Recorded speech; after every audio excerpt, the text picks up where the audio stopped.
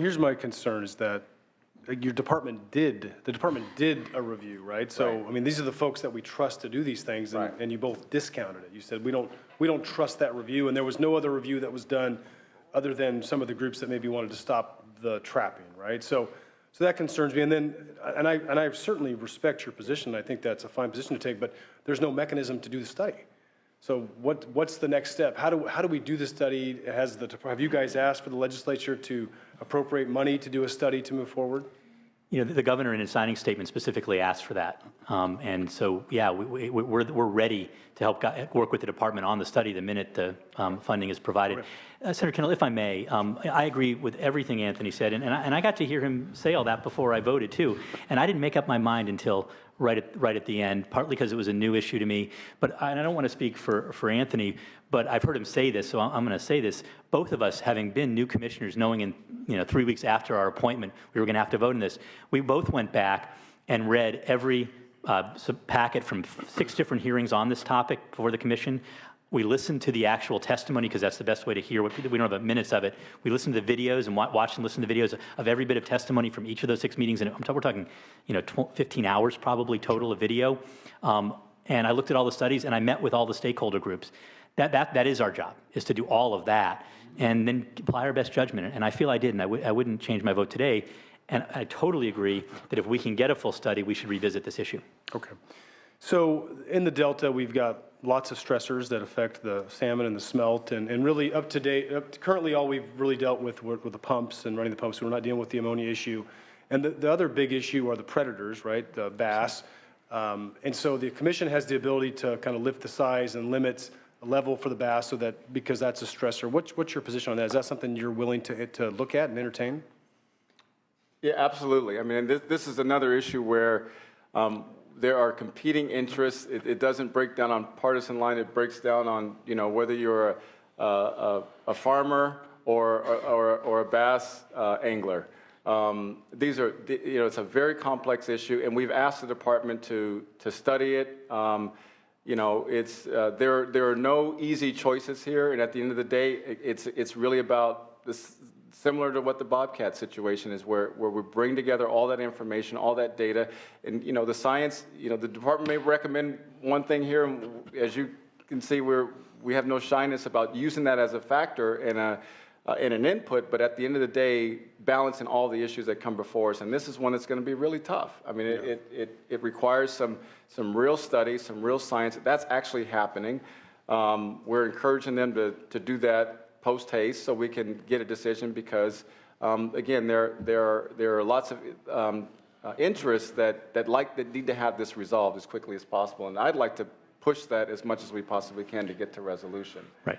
I agree with everything Commissioner Williams has said, and I would add that we made the commitment to Senator Berryhill yesterday after you had to leave the meeting that we will keep pushing the department to move this study along as fast as possible, because it is sometimes, things get delayed too much, and you have our commitment to keep pushing them along on it. There's 1 study underway. There's 2 more that are in the works that should start any day. It is a complex issue. There's no question that there is predation on threatened species by a non-native fish. There's no question about that. How much, we don't know. Where it happens, how it happens, specifically, we don't know. And so we want to measure twice and cut once in this instance. We don't want to go and change the limits before we really know what the best solutions are. It may be about hot spots in particular places where we want to increase limits, or bag limits and reduce size limits. But we're not going to know that until we get those studies back. But you have my personal commitment that we will keep pushing to get the information we need to make that decision. I appreciate that, and I haven't been able to verify this, but one of the folks I talked to said, I don't believe either of you were on the commission, that this request was made, and it was just study it, and let's come back and talk about it, and they refused to do it. So at some point, look, we have to have open minds when we come to these issues. They're very complicated issues. They're certainly controversial, but we can't just out of the gate decide we're not going to do that because we don't want to touch that. Right. I think that happened a while ago, and I think that was because the situation at the time. More recently, there was a legal settlement that required these studies, and a specific dollar amount be spent on it. And so that's happening because of that settlement, which is more recent than the problem you were talking about. And just the last question. I looked at all the support, and they were all environmental groups, which is fine. I didn't see any hunting and fishing groups. I haven't received any letters. Hopefully there's some folks in here today, but are you supported by any of the kind of the anglers and the hunters? out there? Absolutely. I'm surprised you didn't get the letters because I know the hound hunters, I saw 3 or 4 letters that I saw sent to the committee in the last 24 hours, including the game wardens. So yeah, and I think, saw game wardens, but- yeah, I think, but there's several hunting groups that wrote letters of support as well. I think you'll hear from them today. Yeah, okay, great, thank you. No more questions. Thank you, Senator. Mr. Vice Chair, Ms. Leyva. Thank you, Mr. Pro Tem. Good afternoon, gentlemen. Good afternoon, And Senator. enjoyed meeting with both of you yesterday. I really just have one question that we didn't cover yesterday and we haven't covered today, and it's about the drought. I think that it has affected a lot of species and their habitats. What steps has the commission taken to help these habitats and these animals or creatures? Yeah, thank you, Senator. If I can start with this. We have been, obviously very mindful of the impact of the drought on reduced water flows in a lot of the rivers and tributaries that where our habitat are. And I think the primary thing that I would point out is that this is a situation where we did give the department the authority under emergency regulations to take steps to make changes to catch and bag limits and things like that in order to save species that might be threatened by lower water flows. So, I mean, we continue to monitor it. The department gives us regular updates, and so we're certainly vigilant about keeping an eye on that.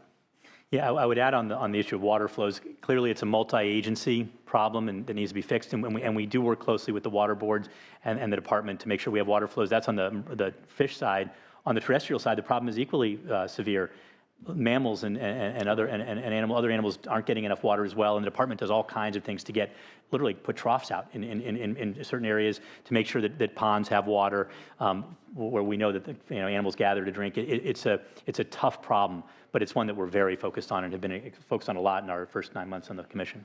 Well, thank you for that. I appreciate it. Thank you very much. Thank you, Mr. Pro Tem. Thank you, Ms. Leyva. And last but not least, we have our own hunter and fisherman here on this Senate Rules Committee. I believe that Mr. Cannella also is, I'm not going to make the assumption he's a hunter, but I know he is a fisherman, and we have a new fisherwoman.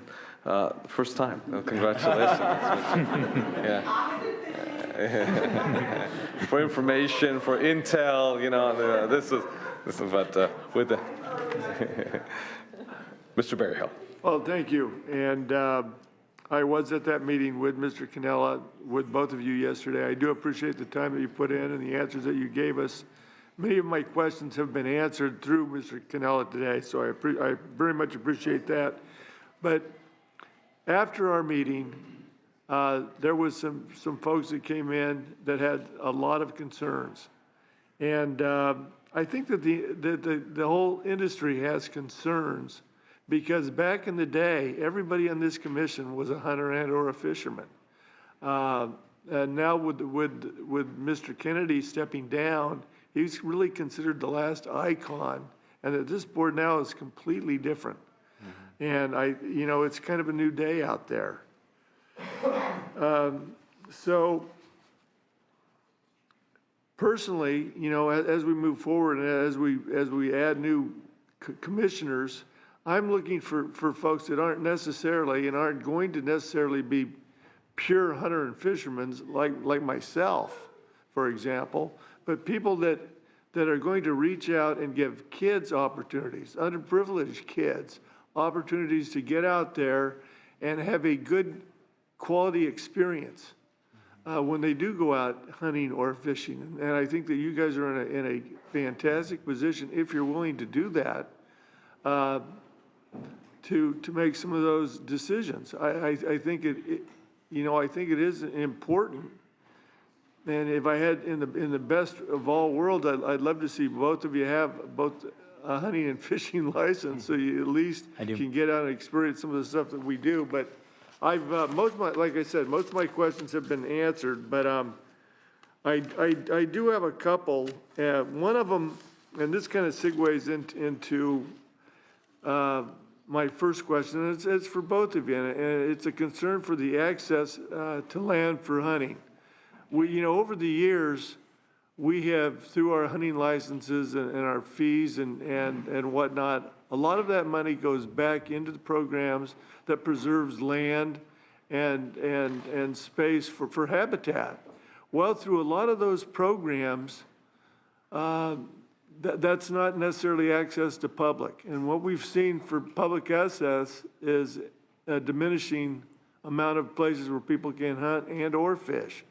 So I guess my question is, do you think this is a problem? And what are some of the things that we might do to be able to increase public access to, for both hunting and fishing? Well, first of all, if I might, Senator, to your comment before the question, you know, I should have mentioned earlier that even though I don't have the background as an adult, as a hunter and angler, I feel an even greater responsibility to make sure that I'm getting out and meeting folks and spending time with the folks who are out there and having personal experiences of my own so I can see firsthand. For example, I was able to go up to Colusa County with some folks with the houndsmen, the California houndsmen, and it was really interesting because I was able to see that firsthand, and later came before the commission the regulatory action to proposal to ban the use of GPS collars on hounds, and because of my experience of seeing it firsthand, I did not vote to support that. In fact, I voted to continue to allow GPS collars on hounds because I was able to see firsthand how that. So again, not having the firsthand experience, to me, put a greater burden on me to go out and learn it and see it firsthand. And I've, like I said, have met with a number of groups and continue to meet with a number of groups to be able to have that experience. It's interesting that you asked that question because it's not something that I've heard from many of the groups that I've been meeting with. I know that there is a concern about reduced number of folks who take up hunting or fishing, and the impact that has on licensing revenues, which then has an impact on the funding that's available to provide access. But I'm committed to working with them and you to make sure we have some solutions to that. And part of it is what I've said in terms of reaching out to youth, but it's also, in a short term, thinking creatively and working hard to try to figure out how to solve that issue. Yeah, and before you answer, Mr. Sklar, I'm just going to give you, for example, we have bought tremendous amounts of conservation easement lands that we have turned around and put into refuges, which is fine. But we've also, a lot of those refuges throughout the state are all enclosed zones. So what happens is that you get these birds potting up by the millions. And what happens when that goes on is it just breeds disease. Right. And for junior hunting programs and getting kids out and giving them a good experience, this would be a good one. So, your comments. Yeah, well, first of all, let me say I've had my hunting license. My wife and I both got our hunting license about almost 20 years ago. I have a fishing license now. I went bass fishing for the first time a couple of weeks ago and enjoyed it. But I agree 100%. You're probably as good as Mr. Canella. We'll have to go to the sporting clay course and see. I welcome that. I'm not getting in the middle of that one. But what I would say is that you're absolutely right, that the ability and the opportunity to hunt on public lands has been decreasing for all kinds of reasons. Urbanization, private lands being taken out of hunting because of insurance and liability issues. There's dozens of reasons why there are fewer places people particularly can hunt deer and waterfowl. I think those are the two biggest where the opportunities have shrunk. And I am 100% committed to looking at ways we can make a difference on that. We need to keep taking lands into conservation. You're right, we should absolutely take more land into conservation in zones where hunting's allowed. That's one solution. And we talked about yesterday, Senator, and I agree, that we should look at specifically for youth opportunities, because there's such great opportunities, to look at some of these refuges as possible places for only for special youth hunting. But of course, we need to look at what any take might be there and calculate that into the overall take. It has to be part of the whole picture. But I'm totally supportive of looking at that, and I will agendize a discussion of that with the department at a future meeting in the near future. Okay, thank you. One last question, and it is for you, Mr. Sklar. You commented yesterday, very interesting, that in your view, we should only hunt for food. And I'm just wondering, you know, if you think there are possibly other purposes and benefits of hunting besides just for food. I'm really glad you asked the question, because I do want to expand on that. That's not an absolute, that's my personal feeling. I only want to hunt animals for food. I don't want to do it for trophy or for other reasons. But that doesn't mean I don't think there are instances when we need to kill animals for reasons other than food. For instance, apex predators that are threatening human life or human safety or threatening the severe economic damage to herds, that's an instance where we're going to take animals that is not specifically to eat. Additionally, there's non-native species that are causing all kinds of problems. We've talked about pigs and turkeys, and we've talked about bass today. So those are the three biggies, right, that we all know of that are non-native species, although, you know, they've all been here for a long time. But they're non-native and they cause destruction of property. As a grape grower, turkeys are a huge problem. They love sweet grapes right when you're going to harvest them to make wine.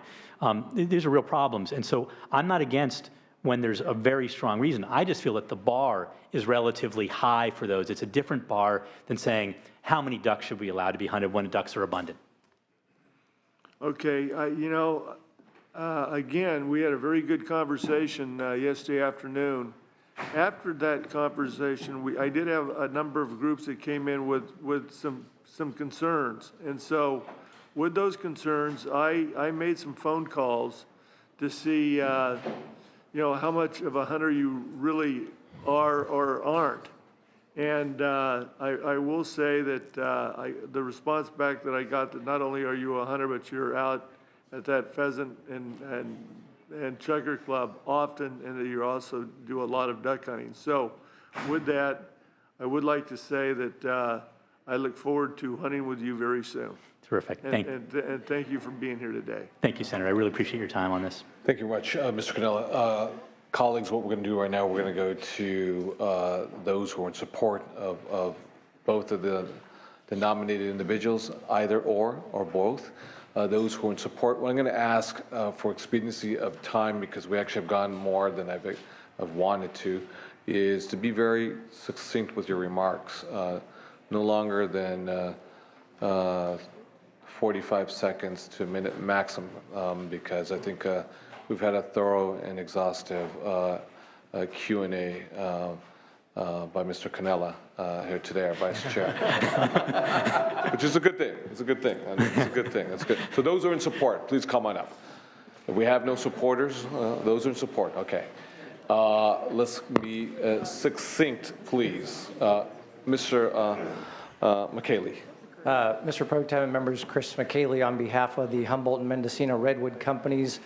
My clients did submit a letter to the committee members in support of both nominees, and so we urge your support.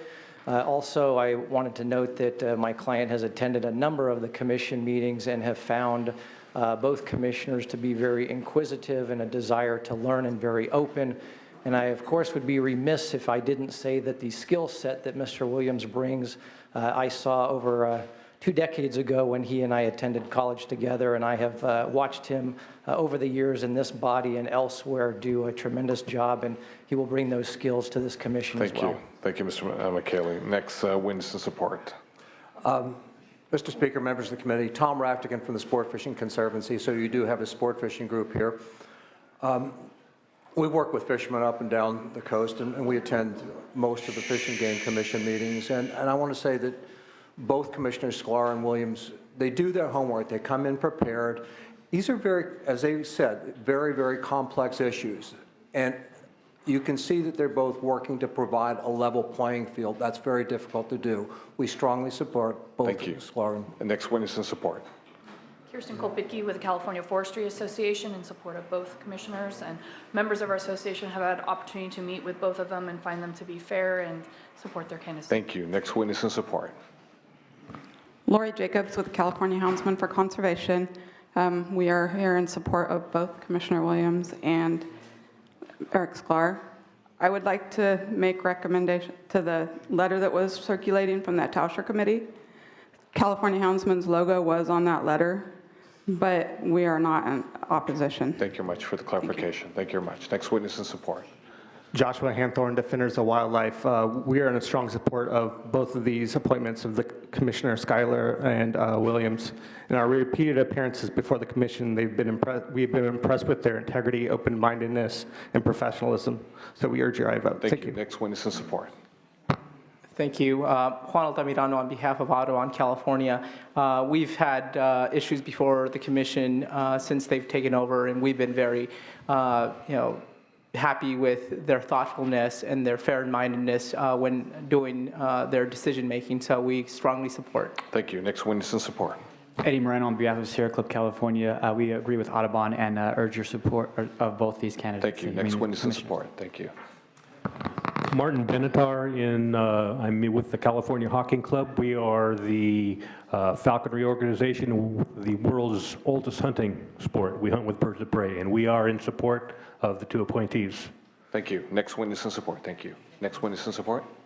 Chris Stutz, California Game Warden, representing California Game Wardens Association in support of confirmation for both. Both. Okay, thank you very much. Next witness in support. Hi, I'm Jen Ackerley. I'm an ocean policy consultant with the Natural Resources Defense Council, and we urge support for both Commissioner Williams and Sklar. Both of these gentlemen are thoughtful, they're pragmatic, they're objective, they've been incredibly accessible, and they are really doing a good job getting up to speed on these complex issues and balancing a range of stakeholder issues to find a great solution that balances the interests of all Californians. Thank you. Next witness in support. Mr. Chairman, members of the committee, my name is Bill Gaines, and here today on behalf of several groups that were on that Tauscher letter that are not in opposition to Mr. Sklar or Mr. Williams, including California Bowman Hunters State Archery Association, California Deer Hunters Association, California Houndsmen for Conservation, National Wild Turkey Federation, North American Field Coursing Association, and the California Wild Sheep Foundation. All of them are neutral. Thank you for the clarification. Neutral. Okay, thank you for the clarification. Next witness in support. Thank you, Mr. Chair, members. Jason Schmelter with Shell Yoder Ranchery here for the first time actually in my career on behalf of myself. Obviously worked with Mr. Williams during his time in the Senate and have had the opportunity to work with him very closely since he's left. Make one point. Very rarely I think we see people dedicate so much of their life to service, to public service, and just urge you to support his confirmation so he can continue his. Fantastic. Thank you. Thank you very much. Next witness in support. Roy Griffith on behalf of the California Rifle and Pistol Association. We look forward to working with both these gentlemen on conservation-based and consistent with the North American model of wildlife management. I applaud Mr. Sklar for identifying himself as a hunter, and I applaud Mr. Williams for his efforts to reach out to those of us that do hunt and believe in hunting and fishing and taking the time to get to know what we're so passionate about. Thank you.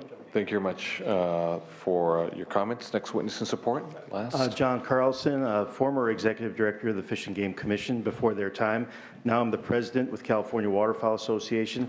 I want to make it clear that we are not in opposition of their appointment, and we look forward to working with them in the future. So this was to identify yourself, or what is this? And to say we're not in opposition. So you're neutral?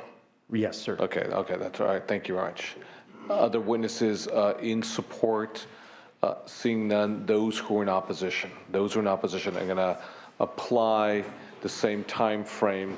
So just, it's not an opportunity to rehash. That's why you have elected representatives here on both sides of the aisle to reflect whatever sentiments that may be out there right now. So those who are in opposition, go ahead.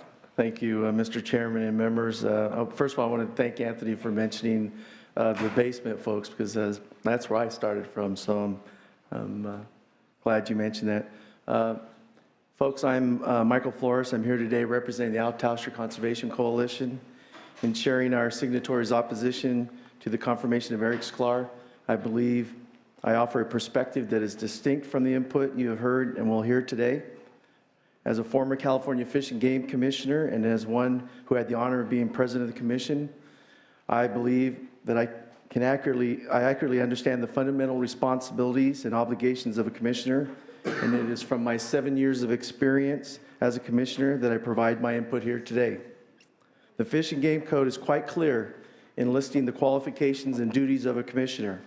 In the fulfillment of those duties, we acknowledge the inevitability of a commissioner taking a position contrary to what our community of organizations would prefer. And that is certainly not the reason for our opposition.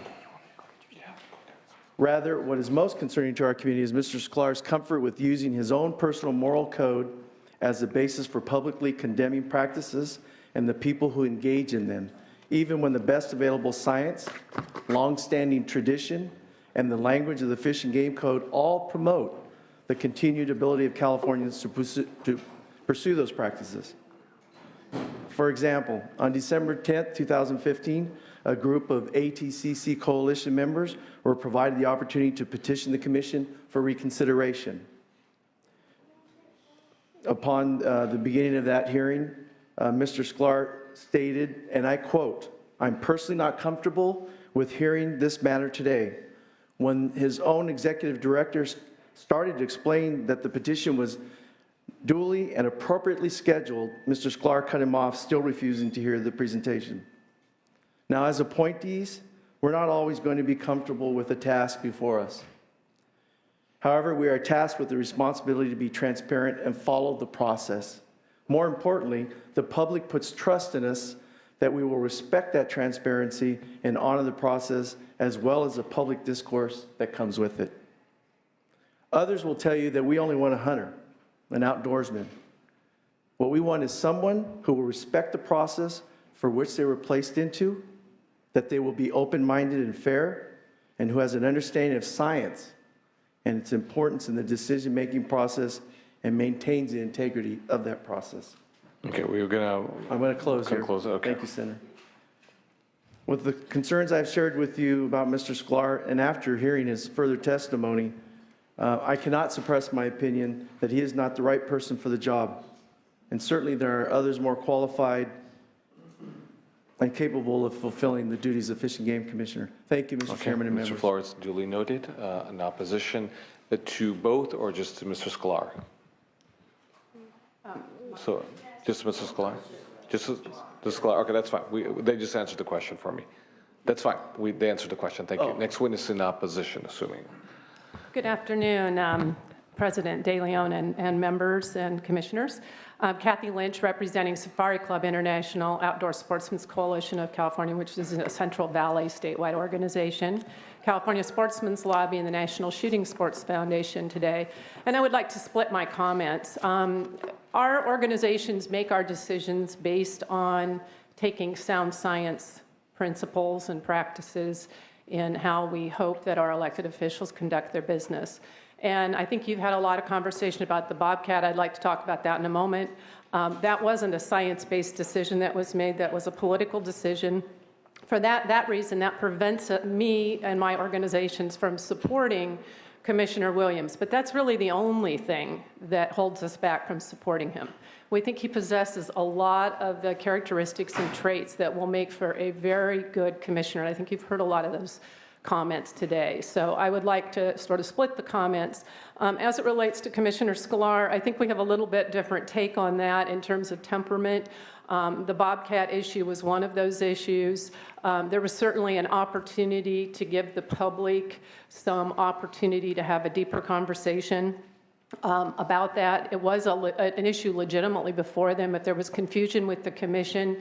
People had traveled to San Diego to this commission meeting at great expense to have the opportunity to present before the commission, and the issues were around the fact that they missed CEQA compliance issues related to the Bobcat regulations. So it was a rather significant finding. Unfortunately, because of the action of a statewide ban, which was not what the legislature did, by the way, it now is going to end up in the courts. So I'm not sure we've really reached for the resolution. The resolution was provided by the trappers early on, and it was ignored by the commission as a policy. Okay, I'm going to have to ask you to really speed it up. I'll wrap it up. I would like to just say, too, that the hunters of this state are putting more and more resources into Fish and Game Commission. The money has increased in the last 5 years from $12 million to $16 million to $26 million that our contribution is. We're not seeing a similar feedback coming out of the commission. And we're hoping that there can be a little more interest put into youth hunting, as is mentioned here today, and other activities. So I have a lot more to say about the Bobcat and other issues, but I'll leave it there. The issue of lead ammunition, while neither of these commissioners voted on that, they are going to be in charge of implementing it, and we don't have the ability to make non-lead ammunition now. So we're looking for some early conversations about how to deal with that issue so we don't disenfranchise hunters. And the commission of late has been a culture of corruption, and we're really hoping that you take this very seriously and have a look back on the commission. Thank you, Ms. Lynch. Thank you very much for your comments. So we have an opposition to both nominees, duly noted on the record, Ms. Lynch. Just quickly before we get to a vote itself, you're two very impressive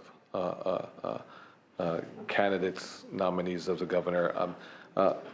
Admittedly, my knowledge base is nowhere near Mr. Cannella as well as Mr. Berryhill, both avid anglers as well as hunters, and I have a lot of respect for both of these individuals. I don't know if you're a good angler, you know, Mr. Vice Chair, but you know, I am very, very impressed by your knowledge base, your skill set, the acumen that you have accumulated over a course of years. I will admit, for Mr. Williams, I had no clue you knew so much about bobcats in my entire life. I thought perhaps your knowledge base would be bobcats when it comes to Cub Scouts, and that's about it, you know. But you have thoroughly impressed for the obvious reasons that I know about your skill set, your character, and your abilities. Obviously, there's a diversity of opinion with regards to your appointments on this issue, but I think it is important that you be inclusive, listen to all the different perspectives that are out there. But again, I just want to say that you're two very highly impressive individuals, and I can just say that, you know, for Anthony, we're very proud of you. You're part of this family. You're an extension of us as well on this commission. So with that, can I entertain a motion?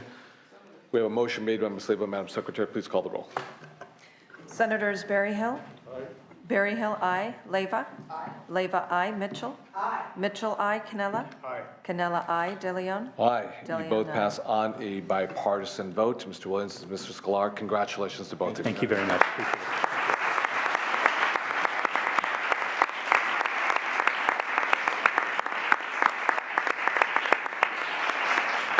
So what I'm going to do is I'm going to ask, unfortunately, everyone to leave the hearing room. It's not personal at all whatsoever. We just have to do some executive business right now.